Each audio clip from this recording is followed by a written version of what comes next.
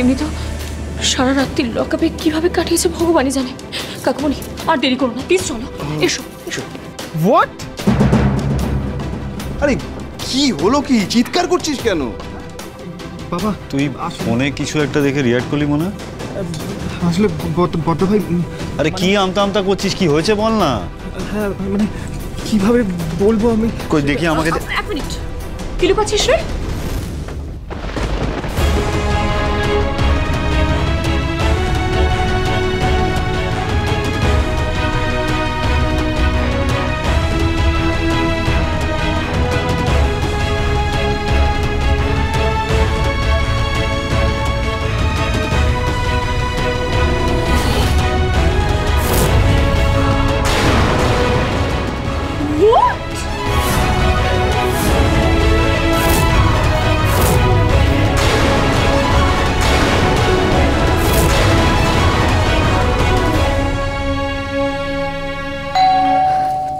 না জানি আবার কে এলো।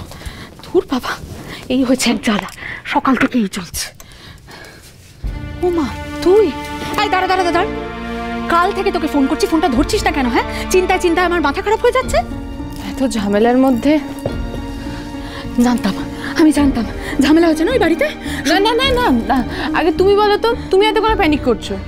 রানা রায়চৌধুরী গ্রেফতার হচ্ছে সেটা জেনে? আরে কাল থেকে টিভি, নিউজ পেপার সর্বত্র এই এক খবর।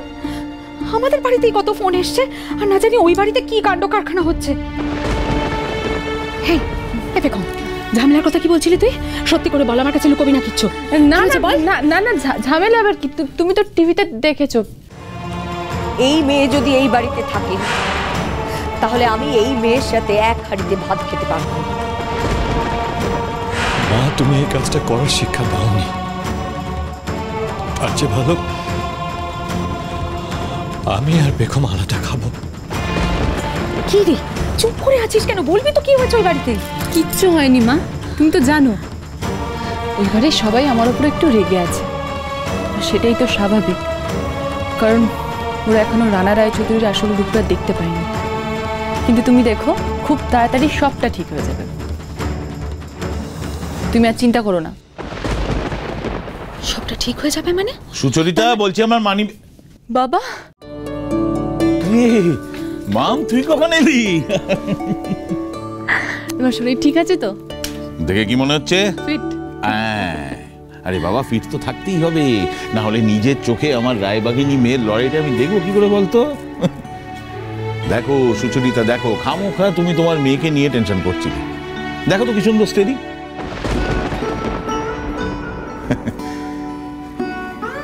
আরে বাবা, এতগুলো বছর পরেও আমার মেয়েটা ন্যায়ের জন্য লড়ছে, এটা ভেবেই যে আমার খুব গর্ব হচ্ছে রে। বাস্তবটা যে এতটা সহজ নয় সেটা তোমরা বুঝতেই পারছো না। এরপরে থানা, পুলিশ, কোর্ট, আমার মেয়েটাকে নিয়ে টানাটানি হবে। ওর মান সম্মানটা কোথায় গিয়ে দাঁড়াবে একবার ভেবে দেখেছো?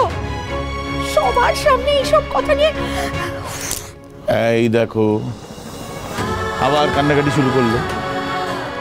দেখো, কান্নাকাটি করে আমার মেয়ের মনোবলটা ভেঙে দিও না সুচরিতা।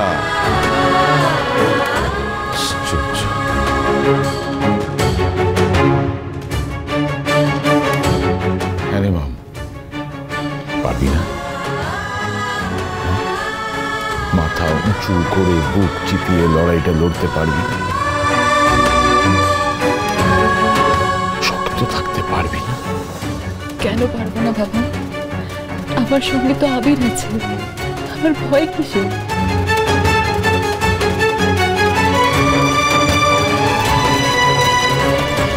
মা, আমার সাথে আবির আছে, ও ছিল বলেই আমি এত বড় সিদ্ধান্তটা নিতে পেরেছি। তুমি আর চিন্তা করো না মা, প্লিজ।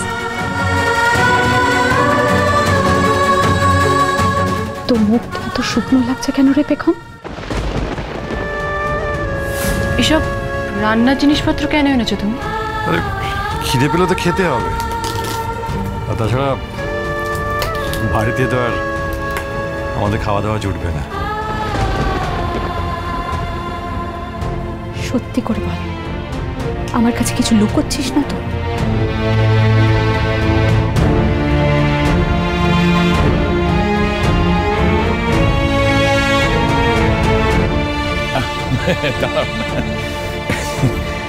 আরে বলছি, আবার কোনো সমস্যা হয়েছে নাকি সেটা আমায় বলতে পারিস? না বাবা, সত্যি কিছু হয়নি। হ্যাঁ, আসলে ওই রানা রায়চৌধুরীর গ্রেফতার নিয়ে যতটা যা হওয়ার হয়েছে আর কি, ব্যাস। মা বাবা যদি জানতে পারে একই বাড়িতে থেকেও আমি আর আবি সবার থেকে আলাদা রয়েছি, আলাদা খাচ্ছি, তাহলে তো আরো টেনশন করবে। আরে মেজদা, তোদের গুণধর মেয়েকে নিয়ে তো গোটা দুনিয়ায় ঢিঢি পড়ে গেছে, আর তোরা এখানে এখনো মেয়েকে নিয়ে আহ্লাদ করছিস?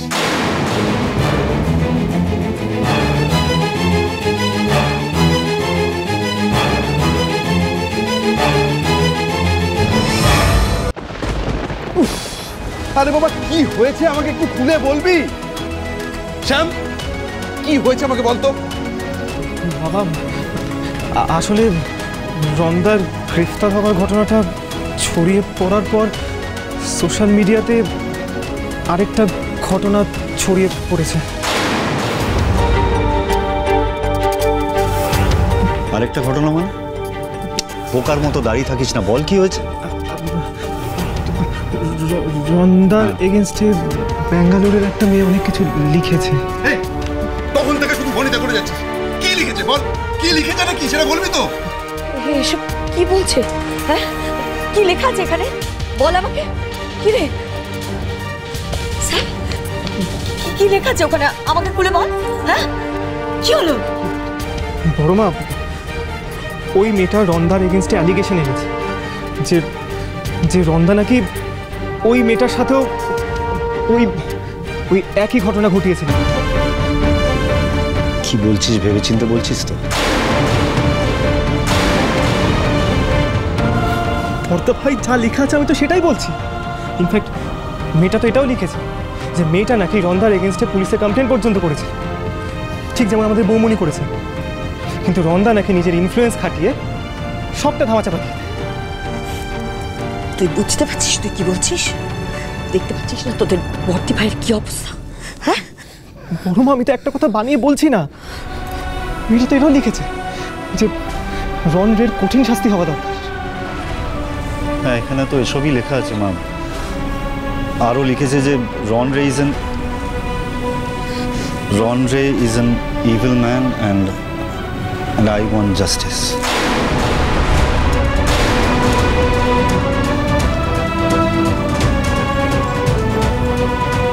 মা, এবার কিন্তু আমারও বিষয়টা ভালো লাগছে না। দেখো মা, আমি তোমাকে একটা কথা বলছি, তুমি প্লিজ অন্যভাবে নিও না কিন্তু।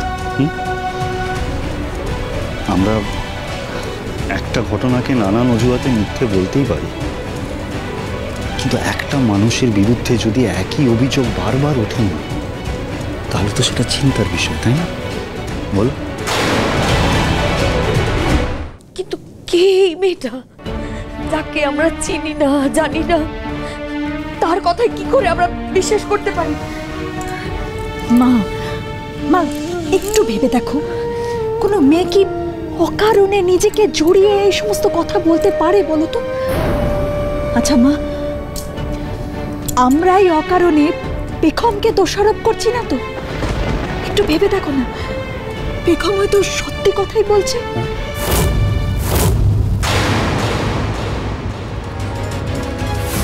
স্নেহ, ভালোবাসা, আদরের নামে এই লোকটা আমার সঙ্গে কি কি করেছে।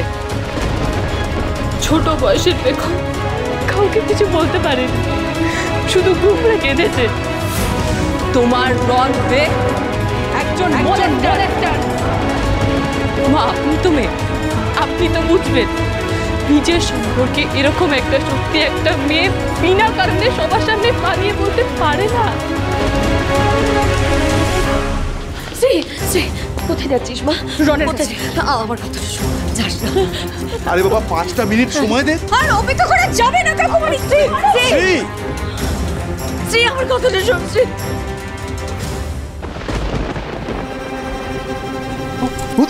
আরে কি হলো মা? আমার মাথাটা কাজ করছে না, আমার আর কিচ্ছু ভালো লাগছে না ধমালিকা, কিচ্ছু ভালো লাগছে না। যদি সত্যি মা মা মা আমার কথাটা শোনো, পেখমের কথাটা যদি সত্যি প্রমাণ হয় না, শ্রী তো একটা খারাপ সম্পর্ক থেকে মুক্তি পাবে। মা ভাবো একটু। ঠিক আছে ছাড়ো না, এই বৌদিকে বসাও। এই যা তুমি জল নিয়ে এসো। এই ধর শ্যাম, বৌদি এসো। তুমি একদম চিন্তা করো না বাবা, আমরা তো আছি নাকি। আমি নিজে থেকে খোঁজ নেবো।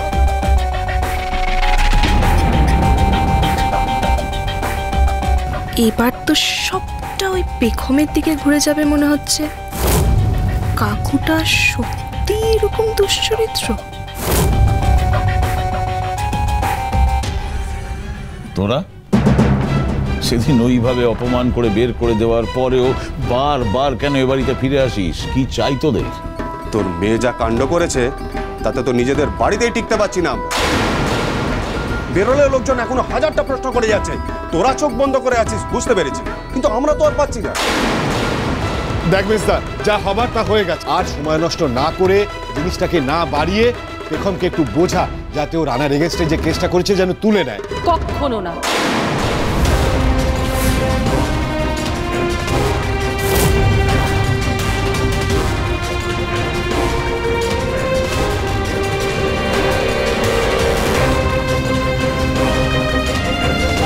পৃথিবীর কেউ আমাকে রাজি করাতে পারবে না এই কেসটা তুলে নেওয়ার জন্য। ছোটবেলায় তোমাদের জন্য আমার মুখ বন্ধ করে রাখা হয়েছিল, কিন্তু এখন আর আমি সেই ছোট পেখম নেই। তোমরা আমায় আর আটকাতে পারবে না।